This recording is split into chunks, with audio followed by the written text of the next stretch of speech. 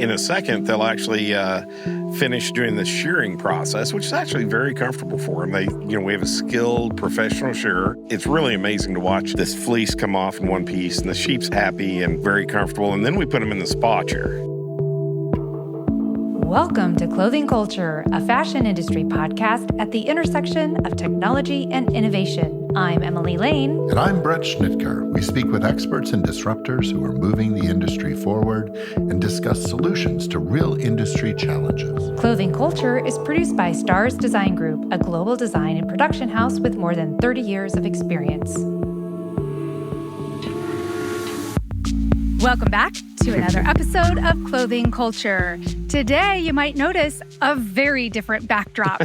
That is because... This isn't AI. This is real. This is real. No, this is real. That's right. We are with Ed Crowley, founder of Mesta Meadows Farm, and we are here during his Sheep Fiber Farm Festival. And one of the attractions, beyond all of the wonderful animals, including Highland cow, dogs, roosters, are the incredible sheep known for merino wool. Yes. Welcome to our conversation, Thank you, Ed. Emily. Thank you. And we should Thank call you, it like Bret. Mesta Meadows Farm and Spa because It is kind of a these spa sheep event. back here really looking like they're enjoying themselves. They are. Well, in a second, they'll actually finish doing the shearing process, which is actually very comfortable for them. We have a tell. skilled professional shearer. Do they get to choose their style? Or it all comes off? No, it's crew cut it's every a pretty time. much it's a standard marine crew cut for Got everybody. it, okay. High and Yeah, tight. that's kind of high and tight. Yeah. That's how we like it. But they after they when they're shearing them, they're very comfortable, and they really make these minute adjustments when they're shearing that it makes it look effortless. It's not. It's a lot of work and it's a lot of skill, but they just very gently move them in small increments and shear it the whole time. And it's really amazing to watch this fleece come off in one piece, and the sheep's happy and very comfortable. And then we put them in the spa chair. We actually do call it the spa chair and trim God. the ribs. Okay, there you go. So, yeah, and Emily, if you want to try they the get a spa light chair, you can. massage and Yeah. I'm needing Yeah. a little hoof care here. Yeah, there you go. So, yeah, it's really pretty neat to watch. So, I am And you're saying that amazed. you, with your experience, it'll take you 40 minutes to shear a sheep. yes, And one of these experience handles is how long? he's taking it slow now so people can watch it and Yeah. stuff. So it takes about 5 minutes. Oh, That's that's insane. slow. The fastest shearer we had here that we clocked did 2 minutes and 30 seconds this year. Amazing. Can you imagine if they could train stylists on people hair? Oh, like wouldn't that 5 be minutes wild? a cut? Wouldn't they Talk be wild? about, yeah. But it's amazing. It takes a lot of time to get this level of skill. They actually say that they're not proficient until they've done at least 10,000 Oh my God. sheep. And a Nice. professional shearer, on a big crew, they'll do 10,000 a year. Oh my gosh, that's amazing. Isn't So that these wild? teams kind of travel around, and this is their specialty. They travel the country. So Will Kleinert is who's doing ours, and they were out of just south of Chicago, Illinois, and they travel the whole country doing this. There are some crews that travel the U.S. during the shearing season and then go to Australia and New Zealand and then come back How often are these sheep sheared? once a year. So once a year, Okay. they'll grow about 3.5 inches of wool a year. So Wow.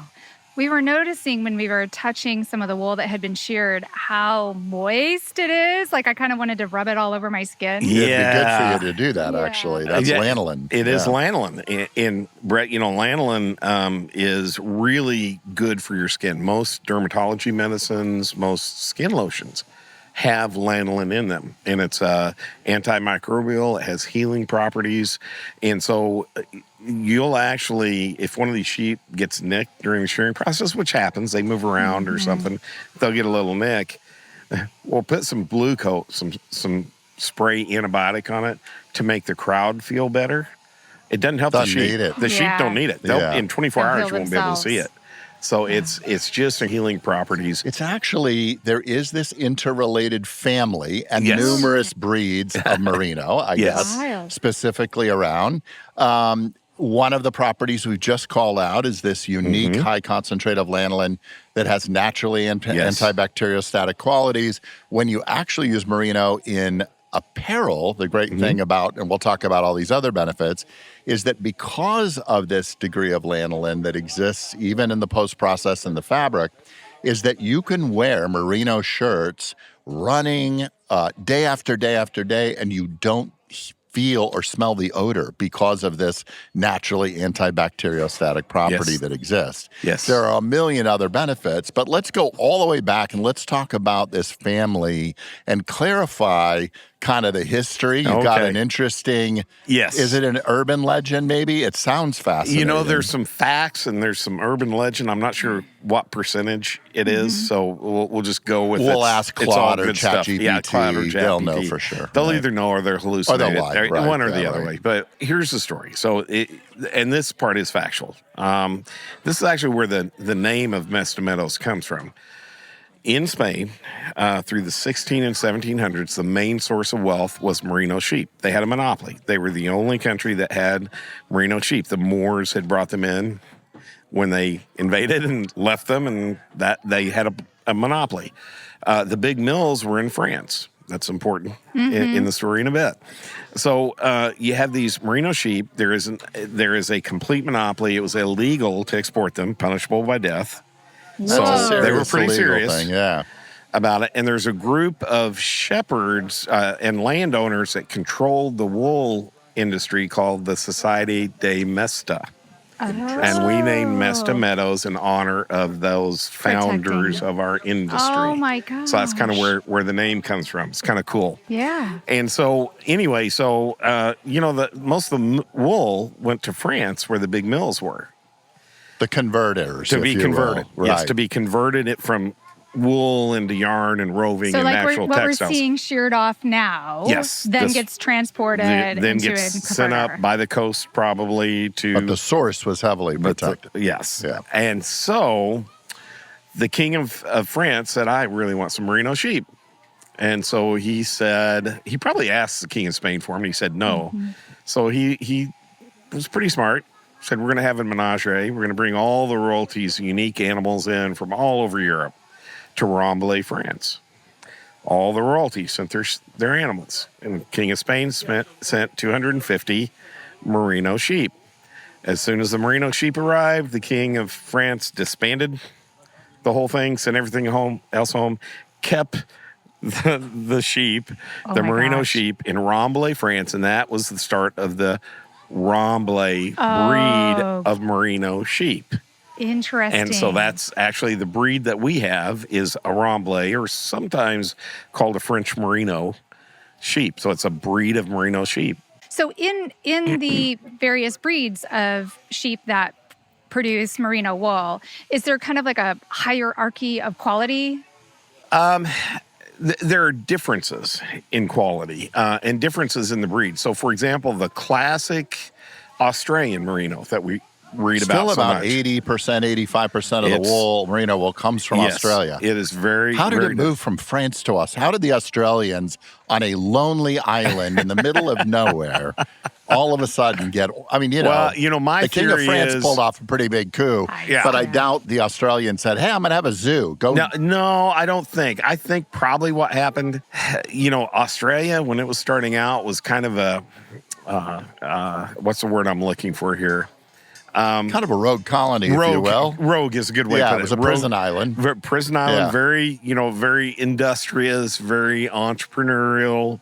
I'm sure someone just brought some merino sheep in. And part of the thing with merino sheep, in general, they do really well in hot, dry climates. So you think about a lot of Spain, a lot of Australia, a lot of the breeds, a lot of the ranches here are in Montana, Wyoming, the Dakotas, places where they get 17 inches of rain a year. It's very dry, very arid, a lot of the year very hot. Merino sheep thrive in that environment and produce great wool in that environment. And that translates into fabric. We can drop, and it's really the crimping nature of the fiber itself.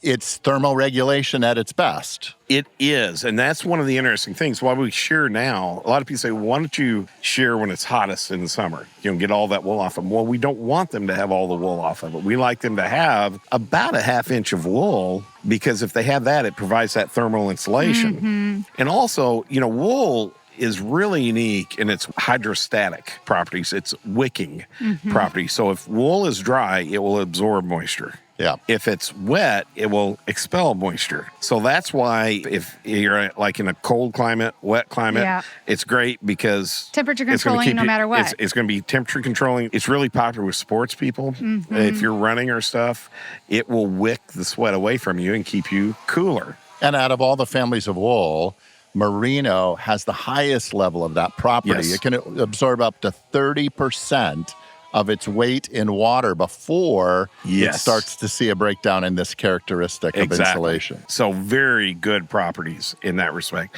So that's really, I mean, that's a really, really unique part of merino wool. And that's part of why I think they showed up in Australia, because it was a hot, dry climate. Got it. Can't do a lot of other things. We'll do sheep. And they developed their breed.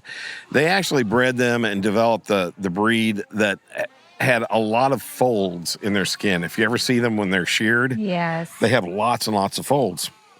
Well, they did that because that way you got more hair follicles, more wool follicles, so you got more wool growing because of the folds of the skin. Interesting. Oh my gosh. Now, really hard to shear. I can Yeah, imagine. Shearers hate them, but and they've actually moved now to a smoother skinned profile like we have. The Rambouillets are a little different because now they still like those same characteristics, the dryness, all those things, but they have a very high level of crimp. That's kind of the waviness Yes. of the wool, and that crimp helps with what's called loft in the spinning process. So it makes it kind of lighter, bouncier, fuller, but also it helps a lot with that heat absorption, dissipation. So it's a really good thermal regulation. So it's really good for keeping you cool, keeping you warm. It's really the other unique property of wool, a lot of people don't realize, it's actually not flame proof, but flame retardant.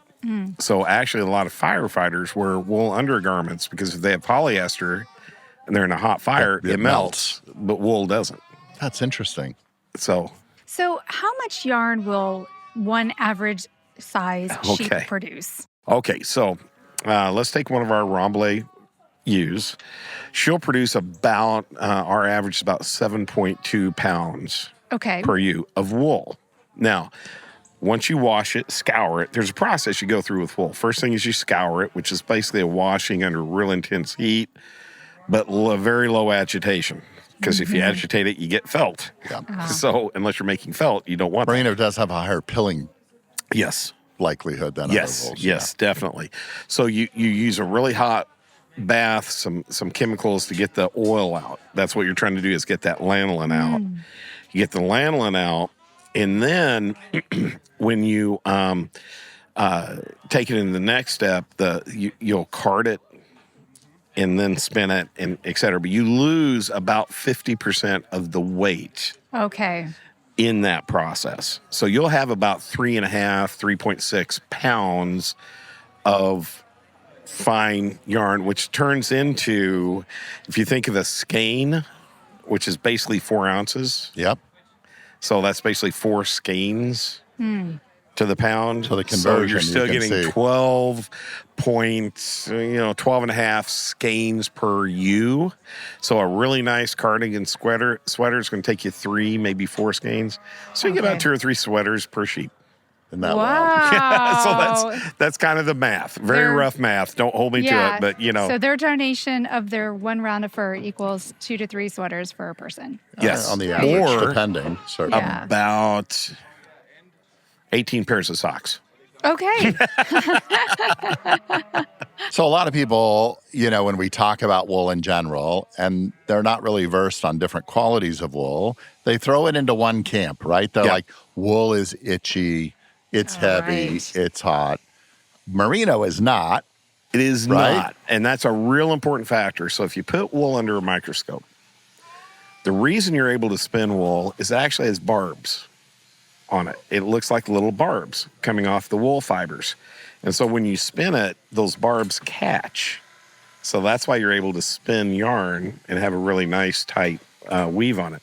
Now, when you think about size, and we're shooting for, on our ranch, about, right now we're at 19.2 micron. We'd like to be at 18, but 19.2 is really good. Anything under 24 is fine. We're in the ultra fine category. Very nice. So, but what that means is that fiber gets smaller, the barbs get smaller. And so it's less itchy. And in fact, Merino is not itchy. It's called a next to the skin wool. There are some other wools, like if you think of a herringbone tweed, it's The usually Harris tweed, the famous Harris tweed the out of famous London. Harris tweed, which is a very coarse kind of Very coarse. thick, Have you ever worn one of those jackets? Yeah. Holy shit. Yeah, I know. Yeah, it's like Yeah. armor. Might have been armor at one time. I Might don't have know. been armor. Highland armor. Highland armor. Yes. But anyway, that is usually made out of Scottish blackface wool. Well, Scottish blackface has this really long, thick wool. 30 And micron, 40 micron. 32, Okay. 34. Okay. Very coarse. So, there are all kinds of wool and all kind of, but Merino is still, I would say, the king, the queen of the wool softness and quality. For really fine material, that's what you're going to go for. So you're talking about we're shooting for this finer gauge. Yes. So Finer is that micron. finer micron? Is that is it a diet? Like, what are the contributions that help? A Skinny lot. sheep, which makes skinny micron. No. That actually works the opposite. There are a lot of factors. But basically, the big ones are genetics. So who's mom, who's dad, who's grandpa, who's grandma. The micron diameter is one of the very heritable traits of sheep. But also diet, climate, temperature. We can tell a difference in wool from year to year based on how wet it is or how dry it is or when it's wet or when it's dry. So those things all impact it. Excuse me. You can also have, of course, nutrition. How well you feed them. If they've been under stress. Oh, sure. So there are a lot of factors that can impact it, but we really focus a lot on genetics. Every one of our sheep, we have electronic ID tags. We scan them. We have all their breeding histories, all their health histories. We do, in the fall, after they're bred, before they lamb, we do ultrasounds on every ewe. Oh, So my we know gosh. how many babies they're going to have, when they're going to have them. So we adjust their nutrition accordingly. So it's a lot. And They're saying because of the management of the science for well over 200 years, yes, that the micron has actually improved. They never Yes. had this fine of a micron. They're saying that some of the ultra fine microns can get as low as 15 microns. It's Yes. very, very rare. But it's an amazing kind of shift because of the entire community of ranchers that are managing this family of sheep Yes. are really very cautiously watching the trajectory and breeding in this more finer. Absolutely, Micron. very huge thing, and we've actually got some great flocks, breeding ranches in the U.S. LA Ranch, is I think one of the top wool ranches in the country. Irk Ranch, where our sheep came from out of South Dakota, is a really strong quality ranch. LA Ranch actually has their own clothing line, Duckworth Wool, right? Right. So there's, and they raise, I think, 20,000 head of sheep. So they have a massive breeding program, and they're where we want to be someday. Yeah. Because they actually, when they shear, they actually have spectrometers, and they're measuring the micron off each sheep as it comes off the sheep. We have to send it off to a lab and do stuff, Yeah. but they're doing all that real time. And which is just amazing to me, the amount of effort and quality that goes into that. And so, yes, the micron's getting better with time. And in fact, we have three last test ewes that did 16.4 micron and had 100% comfort factor, which is almost unheard of. That comfort factor is one of the other things you measure is how uniform is it. So is all the wool the same diameter or not? So anything above 95% is considered really good. We have three with 100%. Wow. So, when you talk about all of this documentation you do and all of the research to make sure everybody's healthy, happy, all of those things, it makes me think of sustainable farming. And Yes. we talk to so many brands from a manufacturing standpoint that, there's this growing rise of awareness of wanting to do better by the earth, wanting to embrace sustainable practices, wanting even documentation from farm fiber Supply chain forward, transparency. right? Absolutely. Yeah. And it really seems like at the very foundational level, that's where you're at here. We are. I think the thing we're a little behind in the U.S. versus Australia, because I think Australia has done a phenomenal job on this. Their traceability programs are really good. They have very standardized programs across the country. They're protecting a pedigree. They're protecting pedigree, and they've just done a really good job of that. I think we're behind. We have a lot of producers that are very focused on it, and we're working on the quality and the traceability and all those things. We haven't made it a standard across the industry yet as much as we need to. Is the industry growing in the U.S., would you say? Well, it's interesting because there are actually a couple of different industries for wool, okay? So traditionally, the majority of the wool in the U.S. is grown and goes to military uniforms. Sure. That's the biggest volume historically of the industry. Largest percentage of our U.S. apparel business. The largest percentage. And that's good. We need that. But we have another industry that I'm going to call the craft industry. And these are everything from the California fiber shed. There's a New England fiber shed. There's one that's kind of starting in western Missouri and Kansas. But these are more artisan craftspeople that are doing small batch, small mills, 30,000, 50,000 pound capacity. And they're doing, not big brands of stuff. And that's growing. And that's really cool from a sustainability perspective because it is very traceable. I mean, we make socks here and hats, trace them all the way back to our farm. We have this, I'll call it the commercial industry, which, by the way, is dominated by the big flocks out in the western ranges that are, been in the family for 7 generations producing tens of thousands of pounds of wool a year. I mean, it's a very different business model, very focused on, rightly so, protecting the family legacy, protecting the family ranch. It's a little more risk averse approach.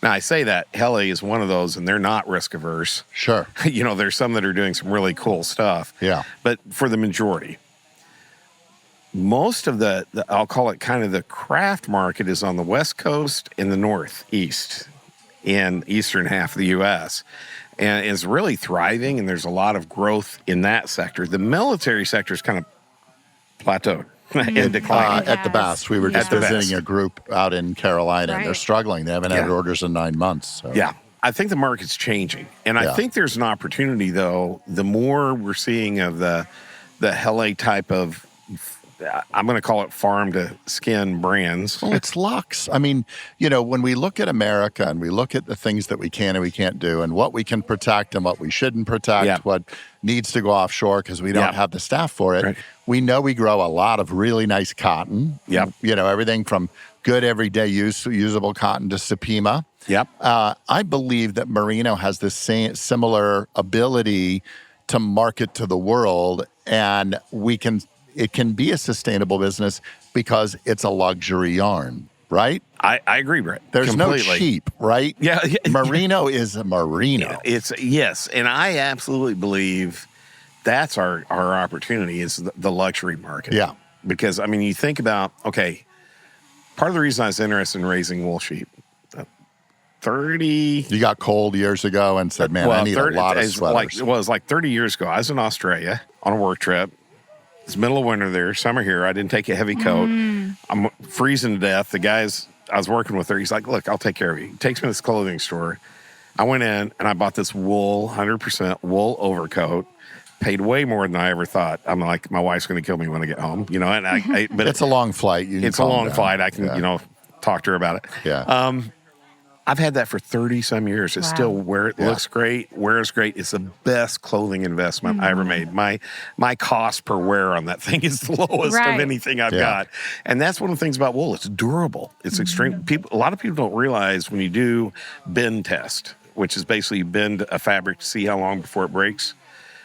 I'm trying to remember the exact statistic, but wool is like 3 times or 4 times stronger and more durable than any of the polycarbon-based materials. And as our industry starts moving from this kind of disposable clothing market to investments in apparel, I think merino wool is positioned to be one of those leading kind of it is. compositions. So I think it is. How much of it stays in the United States? Not as much as we'd like. Actually, most of our wool is exported. That's a great question, Emily, because one of the we've really got one big challenge in the U.S., and that's processing. Yes.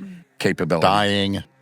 Dyeing, spinning, scouring. Yeah, knitting, and then assembly. Yeah, we've got 2 or 3 big mills, Chargers, Pendleton. You know, we've got a few big mills. We got a lot of small mills, but not of the what we call mid-range mills. We've got about 3 or 4 left. That's it. Wow. And all of that is being exported over to China or India, and it's being processed there.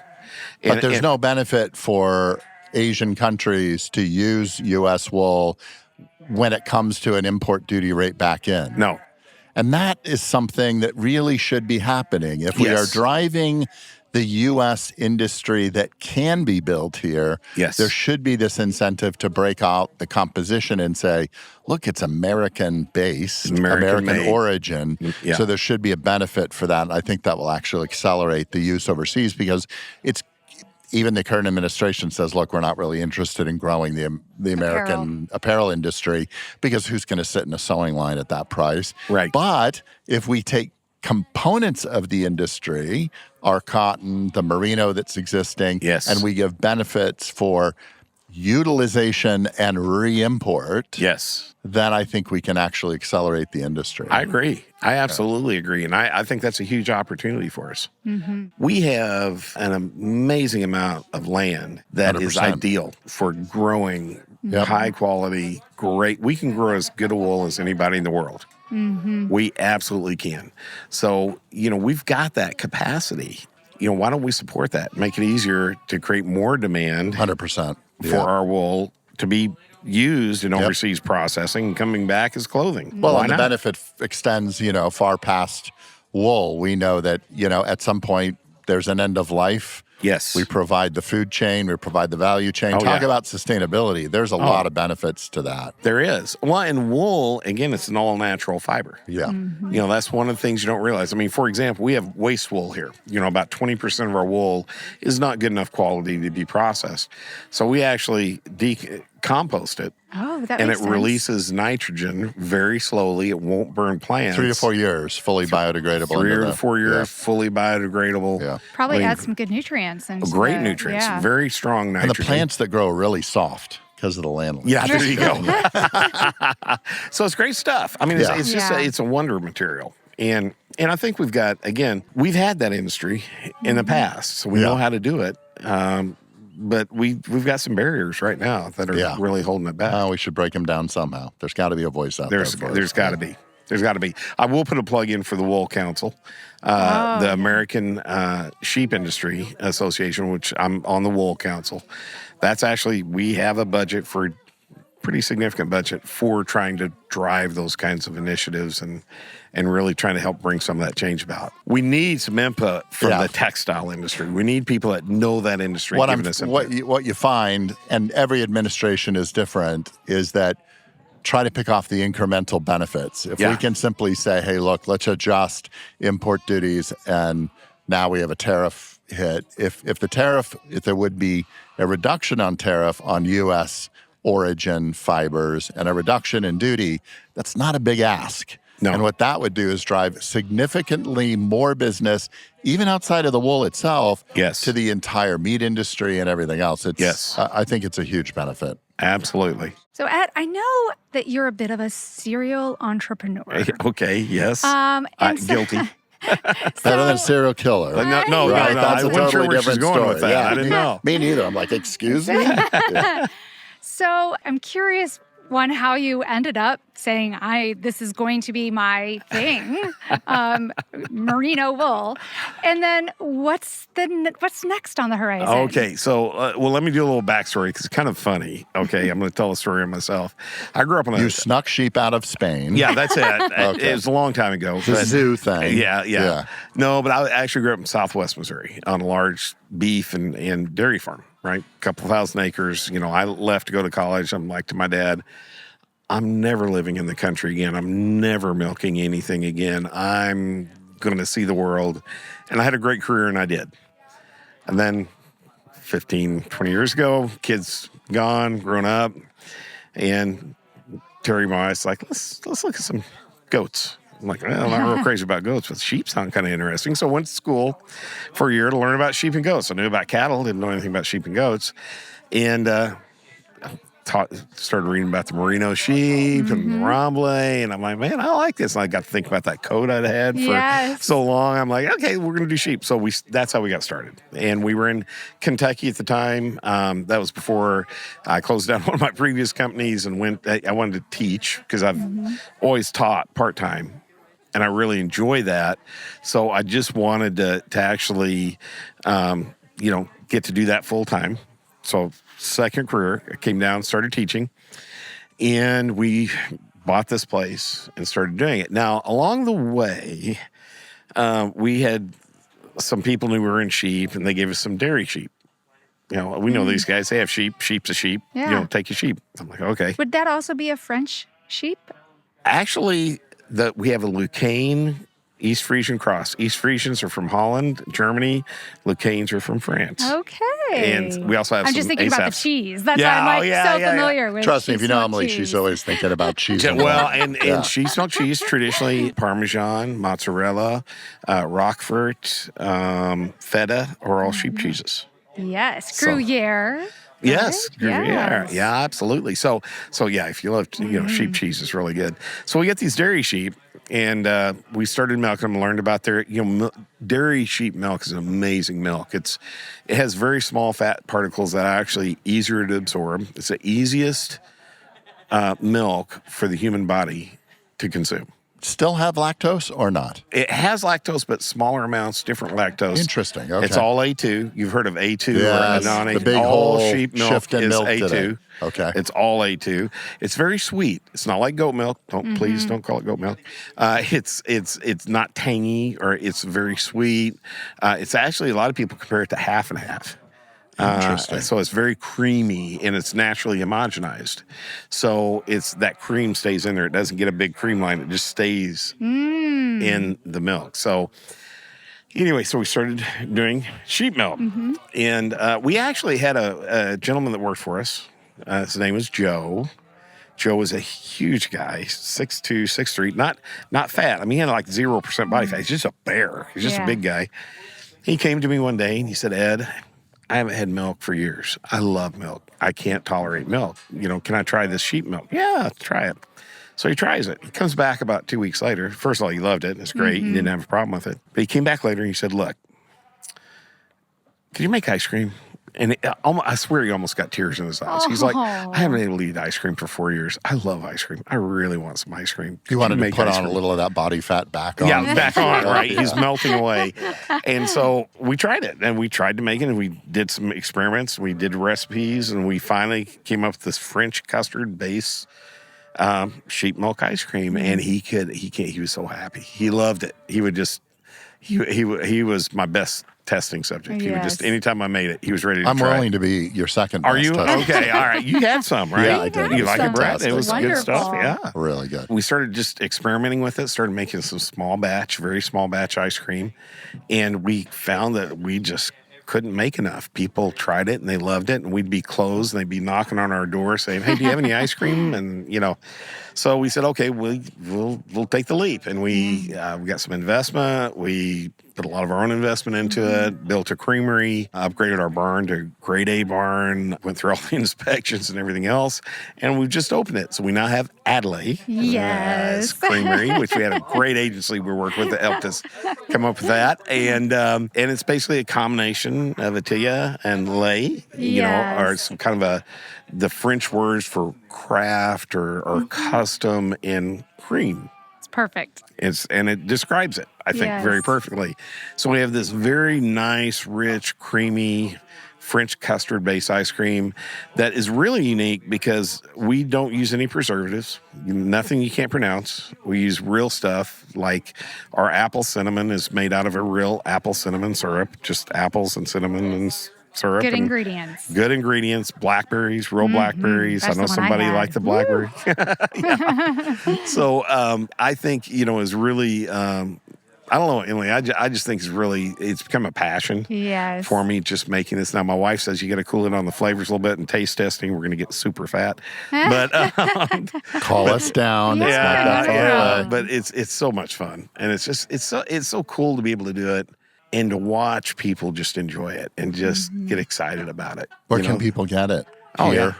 Yeah, they can get it here. Right now, we're doing farmers markets in Cape Girardeau. We also have Tower Grove on Tuesday nights. We do their farmers market. We also have stores in both St. Louis. Local Harvest is going to be carrying it. Some restaurants that are getting ready to carry it. Smart. Some stores in Cape that are getting ready to carry it. Maybe And we're even talking Chicago. Chicago. Yeah. I hope so. Yes. So it's really, what we're aiming for is a premium handcrafted ice cream. It tastes like nothing ever. Yeah. It is just insane. Well, thank you. Yeah, Thank you. It's got beautiful packaging. I'm ready to be a serial Thank you, ice Emily. cream killer Thank right you. now. Yeah. For sure. Yeah. I'm going to murder some ice cream pretty soon. Yeah. It is really good though, and it's fun to make it, and it's really what's I think really cool. Talked about sustainability Yeah. earlier and traceability. Yeah. There's some other really good ice cream brands around and premium brands that are buying their milk from different farms and stuff, or making it from a powdered milk or whatever. Yeah. We grow our milk here. You hear our milk producers in the background. Right. Yes. We milk the sheep. We know the sheep. We know them from lambs. We know we're raising them, we're milking them, taking care of them, so we can control quality every step of the way. Free range eggs? Free range eggs off our farm. Wow. We don't grow all the berries. We grow a lot of the blackberries, but we work with local orchards. It really is a holistic system here within the Ozarks, beautiful rolling hills of the Ozarks. Yes, it is. Yeah. So it's really cool. We invite people to come in, see it, experience it. Just don't eat all the ice cream. Save some for some of us. We'll make more. Good. We'll make more. Well, thank you for this invite to join you in this festival today and get to learn. I've learned so much about thank you these guys. amazing sheep and what goes into the process of making gorgeous sweaters. Well, thank you both so Yes. much. It's just been so much fun. Always joy. Real pleasure. Thank you for joining us today. Do not forget to subscribe to stay apprised of upcoming conversations.